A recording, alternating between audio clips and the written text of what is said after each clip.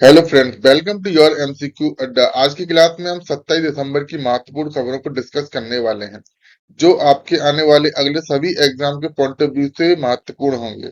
तो चलिए आज की क्लास स्टार्ट करते हैं। ये रहा आपका पहला क्वेश्चन।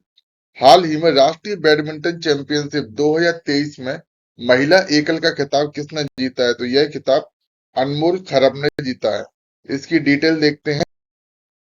गुवाहाटी में आयोजित बैडमिंटन चैंपियनशिप 2023 में महिला एकल का खिताब अनमोल खरब ने जीता। पुरुष एकल का खिताब गैर वरीयता प्राप्त चिराग सेन ने चौथी वरीयता प्राप्त थारून एम को हराकर जीता। वहीं प्रिया देवी कौंजेगबाम और श्रुति मिश्रा ने महिला युगल का खिताब जीता है। नेक्स्ट क्वेश्चन है, विश्व बैंक ने हाल ही में यूक्रेन को कितने डॉलर की सहायता प्रदान की है? तो यह सहायता 1.34 बिलियन की है। चलिए इसकी डिटेल देखते हैं। विश्व बैंक ने हाल ही में सार्वजनिक व्यय के तहत यूक्रेन को 1.34 बिलियन डॉलर की सहायता प्रदान की है। वित्त पोषण में विश्व बैंक ने 1.086 अरब डॉलर का ऋण, वहीं नॉर्वे से 190 मिलियन डॉलर, संयुक्त राज्य अमेरिका से 50 मिलियन डॉलर और स्विट्जरलैंड से 20 मिलियन डॉलर का अनुदान शामिल है।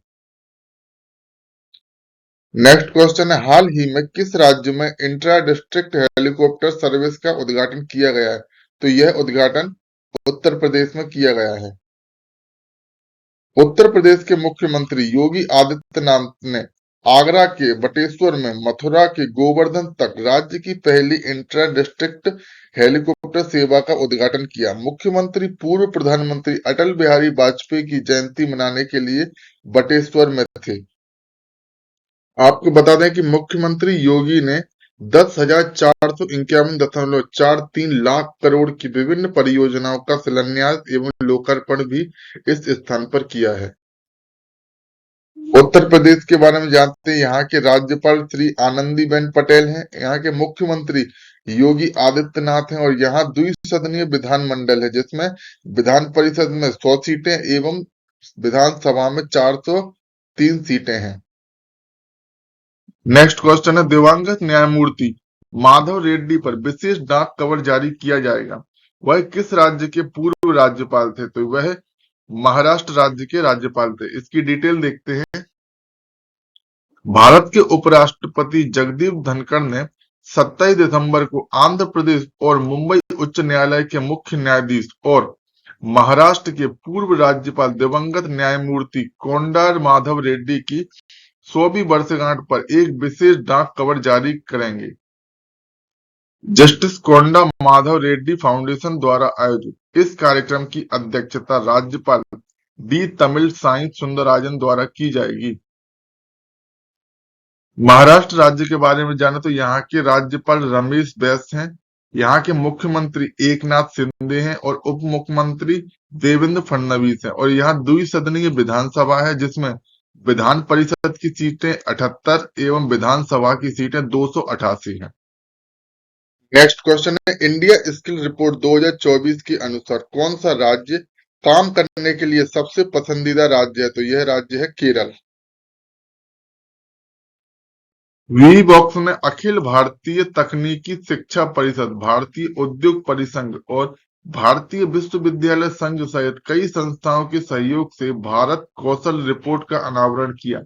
जैसा कि भारत कौशल रिपोर्ट 2024 के संकेत मिलता है, भारत में रोजगार क्षमता में सुधार देखा गया है। 51.25% मूल्यांकन किए गए युवाओं को आवश्यक कौशल रखने के साथ रोजगार योग्य माना गया है।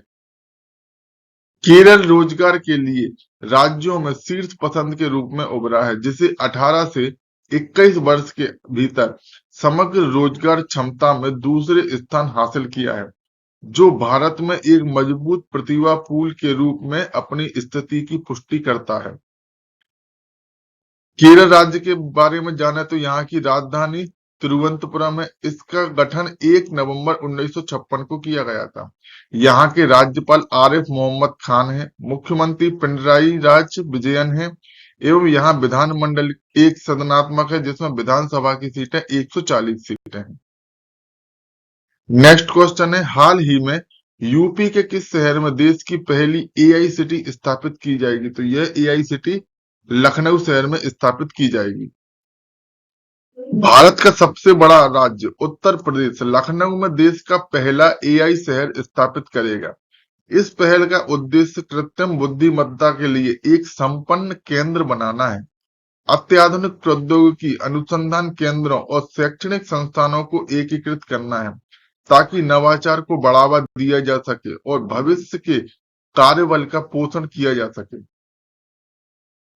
नेक्स्ट क्वेश्चन है, हाल ही में नई पुस्तक ब्रेकिंग द मोल्ड री इमेजिनिंग इंडिया इकोनॉमिक फ्यूचर का विमोचन किया गया। यह किसकी पुस्तक है?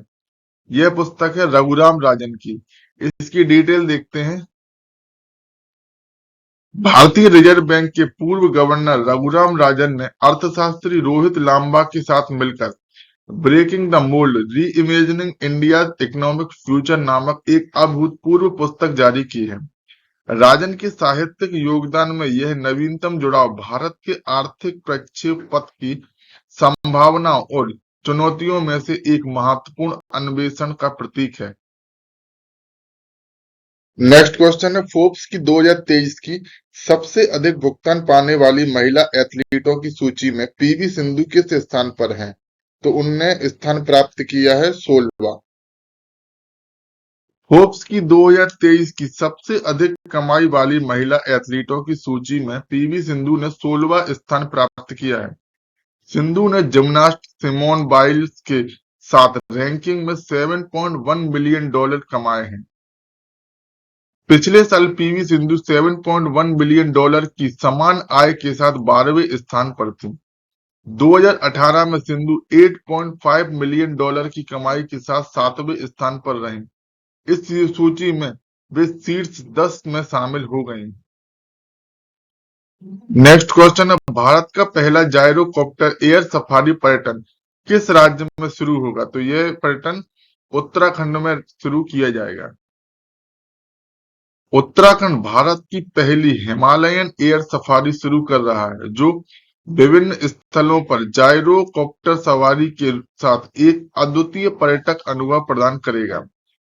इस पहल का उद्देश्य हिमालय की चोटियों का एक अनोखा हवाई दृश्य पेश करके पर्यटन को बढ़ावा देना है।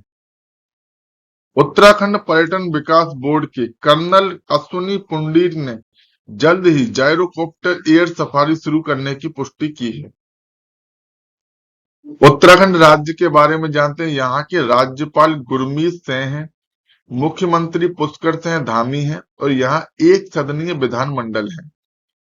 कार्बेट राष्ट्रीय उद्यान, नंदा देवी राष्ट्रीय उद्यान, फूलों की घाटी और राजाजी राष्ट्रीय उद्यान यहाँ के कुछ प्रमुख राष्ट्रीय उद्यान हैं।